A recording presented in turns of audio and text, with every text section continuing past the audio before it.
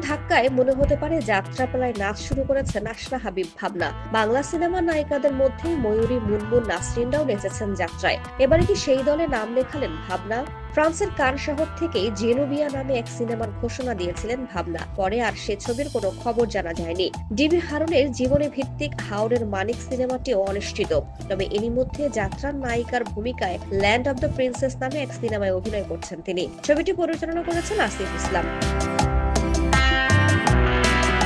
একসময় যাত্রা ছিল বিনোদনের অন্যতম মাধ্যম। এই বিষয়টি নিয়ে কেন ছবি নির্মাণ করছেন নির্মাতা?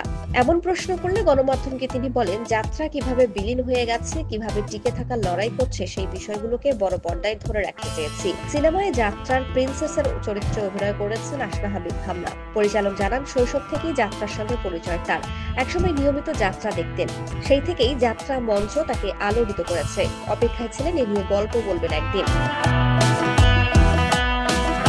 ভাবনার চরিত্র প্রসঙ্গে তিনি বলেন, এটি ভাবনার ক্যারিয়ারের অন্যতম সেরা অভিজ্ঞতা। যাত্রার প্রিন্সেস হয়ে ওঠা তার জন্য যথেষ্ট চ্যালেঞ্জিং ছিল, কারণ এটি এমন একটি চরিত্র যেখানে তাকে অভিনয় করতে হয়েছে, নাচতেও হয়েছে। দুটোই সে ভালো জানে। তবে যাত্রা শিল্পীদের মতো নাচ তাকে শিখতে হয়েছে। যাত্রা উপভোগের অভিজ্ঞতা জানিয়ে নির্মাতা আসিফ বলেন, দীর্ঘদিন পর 2018 সালে যাত্রাপালা দেখার সুযোগ হয়। পালাটি ছিল নবাব সিরাজউদ্দৌলা। প্রায় 35 বছর আগে এই যাত্রা দেখেছিলাম। আবার যেন সেই দিনগুলোতে ফিরে গেলাম। তবে একটা ব্যাপার খেয়াল করলাম, যাত্রার চিত্র বদলে গেছে।